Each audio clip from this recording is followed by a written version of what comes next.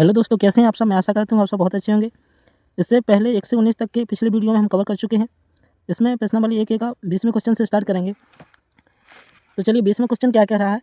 दो संख्याएं 2:3 के अनुपात में हैं और उनका एलसीएम 180 है, तो इन संख्याओं का मासा ज्ञात कीजिए। क्या करना है, मासा ज्ञात करना है। ठीक है, चलिए देखते हैं हल। दो संख्या माना दो संख्याएं माना दो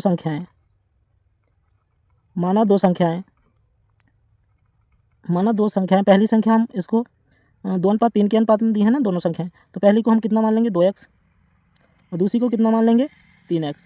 ठीक है, इसके बाद हमको इन दोनों का क्या दे रखा है, एलसीएम दे रखा है। जब हम दोनों संख्याओं का एलसीएम निकालेंगे तो दोनों संख्याओं को जो एलसीएम यानी कि 2x और 3x का एलसीएम कितना आएगा, 6x आएगा। कितना आएगा, 6x। ठीक है, और इसी 6x के बराबर में हमको दे रखा है एलसीएम कितना, 180। ठीक है, जो अनुपात में संख्याएं थी 2x और 3x, 2 और 3, इनको हमने क्या मान लिया 2x और दूसरी को 3x, और 2 और 3x का लासा कितना आएगा 6x। वही लासा हमको दे रखा है कितना, 180। तो इक्वल में रखेंगे, इधर से हम x का मान ज्ञात कर लेंगे, यानी कि x बराबर कितना हो गया 180/6 आ जाएगा। ठीक है, इधर 6 से भाग देंगे तो कितना आएगा, 6 18 यानी कि 30। x का मान इधर से हमको कितना मिल गया, 30 मिल गया। ठीक है, अब इधर से हम पहली और दूसरी संख्या निकाल लेंगे। ठीक है, और जो पहली संख्या थी वो कितनी थी, 2x मानी हमने, कितनी 2। इधर से हम x का मान रखेंगे, 2 गुणे x का मान कितना 30, तो कितना हो जाएगा, पहली संख्या कितनी निकल के आएगी 60 आ जाएगी। ठीक है, दूसरी संख्या चाहिए हमको, तो क्या करना पड़ेगा, दूसरी संख्या कौन सी है 3x, तो इसमें भी हम क्या रखेंगे x का मान, यानी कि 3 गुणे कितना हो जाएगा 30x का मान, तो कितना हो जाएगी 3 90, यानी कि दोनों संख्या है ना हमको पता चल गई। यानी कि पहली संख्या है जो वो कितनी 60, कितनी है 60। इसके बाद जो दूसरी संख्या वो कितनी निकल के आई 90। ठीक है, अब इन्हीं दोनों संख्याओं को हमको क्या चाहिए, एचसीएफ चाहिए। क्या चाहिए, एचसीएफ। तो यानी कि 60 और 90 का एलसीएम चाहिए। तो हम क्या करेंगे, इसको फैक्टर करेंगे। ठीक है, तो इसको 12 पंचे 60, यानी कि 2 गुणे 2 गुणे 3 गुणे 5, 2 दूनी 4, 12 12 पंचे 60। इधर 90 तो कितना आएगा, 3 गुणे 2, इधर से 2 से स्टार्ट करते हैं, 2 गुणे 3 गुणे 3 गुणे 5, 3 दूनी 6, 6 18 18 पंचे 90। इनका एचसीएफ चाहिए, तो एचसीएफ निकाल लेते हैं हम। इन दोनों में कॉमन क्या है 2, इसके बाद 3 कॉमन है, 3 ले लेंगे। ठीक है, इसके बाद और क्या कॉमन है, 5 कॉमन है। क्या है 5, 5 भी ले लेंगे।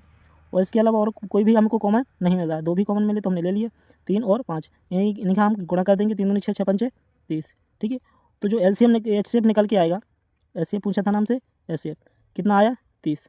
ठीक है, तो हमसे क्या पूछा, दो संख्या 2:3 के अनुपात में है और उनका एलसीएम इतना है, तो इन संख्याओं का एचसीएफ ज्ञात कीजिए। तो एचसीएफ कितना आ गया 30 आ गया, यही हमारा क्या हो जाएगा, आंसर हो जाएगा। ठीक है, नेक्स्ट क्वेश्चन पे चलते हैं। नेक्स्ट क्वेश्चन क्या कह रहा है 21, प्रश्न संख्या क्यू अभाज्य गुणनखंडित है जो 3 का स्क्वायर गुणे 7 का स्क्वायर गुणे बी के रूप की है, जहाँ 3 और 7 के अतिरिक्त बी एक अभाज्य संख्या है। उपरोक्त जानकारी के अनुसार नीचे 2 कथन दिए गए हैं, जिनमें एक को अभिकथन ए और दूसरे को तर्क आर कहा गया है। कथनों को ध्यानपूर्वक पढ़ें और उस विकल्प का चयन कीजिए जो कथनों ए और आर का सही वर्णन करता है। तो अभिकथन ए क्या कह रहा है, क्यू निश्चित रूप से एक विषम संख्या है, हम बाद में देखेंगे अभी। और क्या कह रहा है, 3 की पावर 2 और 7 की पावर 2 एक विषम संख्या है। ठीक है, तो ये जो हमको ऑप्शन में आंसर दे रखे हैं, यानी कि इनमें से कौन सा सही होगा। ठीक है, तो चलते हैं, सबसे पहले इसको हम सॉल्व करते हैं। हमको क्यू बराबर कितना दे रखा है, क्यू एक संख्या है। ठीक है, अभाज्य गुणनखंडित संख्या है, तो क्यू बराबर हमको क्या दे रखा है, क्यू बराबर दे रखा है 3 गुणे 7 गुणे बी के रूप में दे रखा है। ठीक है, इसके बाद अब कह रहा है बी एक अभाज्य संख्या है, बी एक अभाज्य संख्या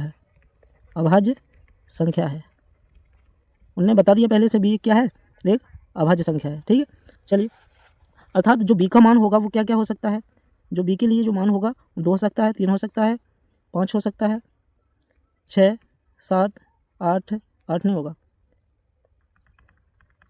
बी के लिए जो मान हो सकता है क्या क्या हो सकता है, 2 हो सकता है, 3, इसके बाद 7, 5 भी हो सकता है। क्या अभाज्य संख्या क्या है, 5 भी हो सकती है, 7 भी हो सकती है, इसके बाद 11 भी हो सकती है, 11 हो सकती है, ऐसे ही और भी हो सकती हैं। ठीक है, इसके बाद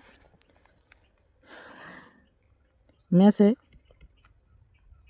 से बी का में से बी कोई भी संख्या हो सकती है किस किस को छोड़कर, केवल 2 और 3 को छोड़कर, क्योंकि 2 और 3 तो इसमें दे रखा है, लेकिन तो इसमें बी नहीं है, बी का मान बी का मान कोई भी हो सकता है, बी कोई भी संख्या हो सकती है केवल 3 और 7 को छोड़कर, 3 और 7 को छोड़कर, 3 और 7 को छोड़कर बी कोई भी संख्या हो सकती है। ठीक है, अब देखिए आगे, अगर हम बी का मान लेते हैं, कोई 2 लेते हैं, क्या लेते हैं, बी का मान 2, अगर हम बी का मान 2 लेंगे, बी बराबर 2 लेने पर, बी बराबर अगर हम 2 लें तो वो संख्या है जो क्यू बराबर कितनी आएगी, यानी कि 3 गुणे 7, 3 गुणे 7, और जो संख्या है ना क्यू, यानी कि स्क्वायर के रूप में है, क्या है, स्क्वायर के रूप में है, तो यानी कि जो डबल बार आ जाएंगे, यानी कि 3 और 7 एक बार और आएगा, तो एक बार, फिर इसके बाद बी लेंगे तो बी का मान हमने क्या रखा है 2, बी बराबर 2 लेने पर, तो जो संख्या आएगी वो कौन सी आएगी, सम आएगी, क्योंकि इसमें समांक आ गया, सम और विषम का जब भी हम गुणनफल आता है तो वो कैसा आता है, सम आता है, यानी कि जो क्यू है वो विषम नहीं है, क्या है, विषम नहीं है, यानी कि जो क्यू संख्या है वो विषम नहीं है। ठीक है, और पहले में क्या दे रखा है, यानी कि इसका एक विषम संख्या, ठीक है, इसके बाद क्यू एक निश्चित रूप से विषम संख्या है, पहले कथन में क्या दे रखा है, अभी कथन में क्यू एक निश्चित रूप से विषम संख्या है, और इधर विषम संख्या नहीं है, क्योंकि इधर सम और विषम का जब भी गुणा होता है सम संख्या आती है। ठीक है, तो इसके बाद दूसरा देखते हैं तर्क, जो तर्क हमको आर दे रखा है, तर्क आर क्या कह रहा है कि जब 3 की पावर 2 और 7 की पावर 2 इनका गुणा करेंगे तो क्या आएगा, निश्चित रूप से, यानी कि एक विषम संख्या होगी, क्या होगी, विषम, बिल्कुल सही है, क्या होगा, इनका गुणनफल जो आएगा वो क्या होगा, विषम होगा, विषम होगा, जो इनका गुणनफल आएगा क्या होगा, विषम होगा, क्यों होगा, जब भी विषम संख्याओं का गुणन करेंगे तो हमेशा विषम ही आता है। ठीक है, तो यानी कि जो हमसे कहा है, जो अभिकथन ए है, जो ए वो क्या है, बी, यानी कि जो क्यू निश्चित रूप से एक विषम संख्या है, जो कि हमने प्रूव किया कि नहीं है, तो यानी कि जो क्या हो जाएगा, गलत हो जाएगा, क्या हो जाएगा, गलत,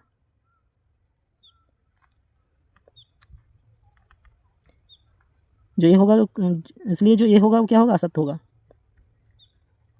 ठीक, और जो आर होगा वो कैसा है, सत्य है, वो कह रहा है कि आर क्या कह रहा है कि जो 3 की पावर 2 7 की पावर 2 ये विषम संख्या बिल्कुल है, ये क्या हो जाएगा, सत्य हो जाएगा। ठीक है, तो हमको ये असत्य है, आर सत्य, कौन सी में दे रखा है, option number D, option number D is the right answer हो जाएगा। ठीक है, यानी कि ए असत्य हो जाएगा, और परंतु आर सत्य है, ऑप्शन नंबर डी हमारा करेक्ट आंसर हो जाएगा, क्योंकि ए असत्य है और आर सत्य है। ठीक है, ये हमारा क्या हो जाएगा, ऑप्शन नंबर डी आंसर हो जाएगा। ठीक है, अगले पे चलते हैं।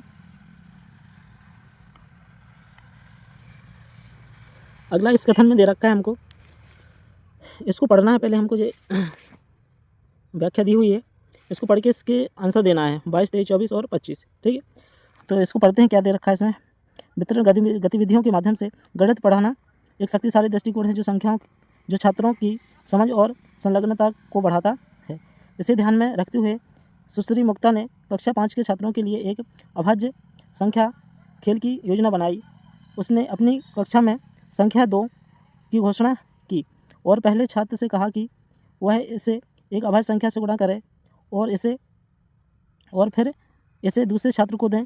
दूसरे छात्र ने भी इसे एक अभाज्य संख्या से गुणा किया और तीसरे छात्र को दे दिया। इसी तरह अभाज्य संख्या के गुणा करने पर अंतिम छात्र को 1,73,250 प्राप्त हुआ। तो इसमें से पूछा है हमसे कि विद्यार्थियों द्वारा प्रयुक्त सबसे छोटी संख्या कौन सी है, कक्षा में कितने विद्यार्थी थे, विद्यार्थियों द्वारा प्रयुक्त सबसे बड़ी अभाज्य संख्या कौन सी है, कौन सी अभाज्य संख्या का प्रयोग सबसे अधिक बार किया गया है। ठीक है, यानी कि जो हमसे सबसे बड़ी संख्या जो दी है वो कौन सी दी है, इसको इनका निकालने के लिए हमको क्या करना पड़ेगा, जो 1,73,250 दिया रखा है इसको फैक्टर करना पड़ेगा, यानी कि 1,73,250 इसका क्या करेंगे, हम फैक्टर करेंगे तभी तो हमको पता चलेगा, यानी कि जो बच्चों ने गुणा की कौन कौन सी अभाज्य संख्याओं को गुणा किया है। ठीक है, तो इसको हम जब फैक्टर करेंगे तो इसका फैक्टर कितना आएगा, 2 गुणे 3 गुणे 3 गुणे 5 गुणे 5 गुणे 5।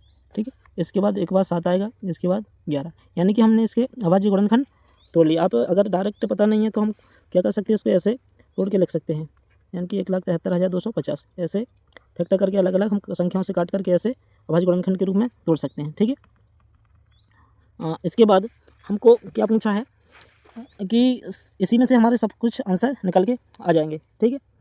क्योंकि जो अंतिम छात्र को 1,73,250 दे रखी है, ठीक है। हमें संख्या अभाज्य संख्याओं के गुणनखंड के रूप में मिली है। क्या मिली है? गुणनफल के रूप में मिली है, अभाज्य गुणनफल के रूप में मिली है। हमें इस संख्या का अभाज्य गुणनखंड करना होगा ताकि यह जान सके कि कौन कौन सी संख्याओं का प्रयोग किया गया है। तो छात्रों को कितनी मिली थी? 1,73,250। हमने इसको फैक्टर कर दिए तो इससे पता चल जाएगा कि बच्चों ने कौन कौन सी संख्याओं का प्रयोग किया है, ठीक है। तो इसी से सारे आंसर निकल के आएंगे। अब इसके बाद हम एक एक करके क्वेश्चन का आंसर देंगे। इसी में से विद्यार्थियों द्वारा प्रयुक्त सबसे छोटी संख्या कौन सी है? तो सबसे दो तो जो पहले ही थी, इसके बाद पहली जो संख्या है वो सबसे छोटी इसमें कौन सी है? 3। यानी कि जो बच्चे ने प्रयोग की होगी सबसे पहले कौन सी की होगी? 3। तो इस अर्थात इसका आंसर क्या हो जाएगा? 3। जो 22 है इसका आंसर 3 हो जाएगा, ठीक है। कक्षा में कितने विद्यार्थी हैं? दो तो पहले से थी, तो पहले ने इसमें 3 से गुणा किया होगा, दूसरे ने भी 3 से गुणा किया होगा, और तीसरे ने 5 से, चौथे ने 5 से, छठे ने 5 से, पहले ने 3 से गुणा किया होगा, दूसरे ने 3 से, तीसरे ने 3 से, चौथे ने 4 से, और इसके बाद 1 2 3 4 5 6 7 पहले छात्र ने 3 से गुणा किया होगा, दूसरे ने 3 से, तीसरे ने 5 से, चौथे ने 5 से, इसके बाद पाँचवें ने 5 से, और छठवें ने 5 से, और सातवें में 11 से गुणा किया होगा। यानी कि जो विद्यार्थियों की संख्या है वो कितनी है? 7। इससे हमको पता चल गया कि जो विद्यार्थियों की संख्या है वो कितनी है? 7 होगी, ठीक है। 24 में क्या कहा? विद्यार्थियों द्वारा प्रयुक्त सबसे बड़ी अभाज्य संख्या। तो इसमें सबसे बड़ी अभाज्य संख्या कौन सी है? 11। तो इसका आंसर जो 24 से क्या हो जाएगा? 11, ठीक है। इसके बाद 25 में क्या पूछा? कौन सी अभाज्य संख्या का प्रयोग सबसे अधिक बार? तो सबसे अधिक बार किसका प्रयोग किया गया? 5। इसका आंसर क्या होगा? 5 हो जाएगा, ठीक है। तो इस प्रकार से हमारी जो प्रश्नावली ये है ये समाप्त होती है, क्योंकि इसमें केवल 25 प्रश्न ही थे। तो इसका हमारा इन सभी का आंसर क्या हो जाएगा? ये हो जाएगा 22 का कितना हो जाएगा? 3, और 23 का 7, 24 का 11, और 25 का 5 हो जाएगा, ठीक है। इस प्रकार से इसके आंसर हमने निकाल लिए। अगर आपने अभी तक हमारे चैनल को सब्सक्राइब नहीं किया तो सब्सक्राइब जरूर कर लें, और अगला पार्ट आएगा उसमें प्रश्नावली 1B का सॉल्यूशन दिया जाएगा, ठीक है।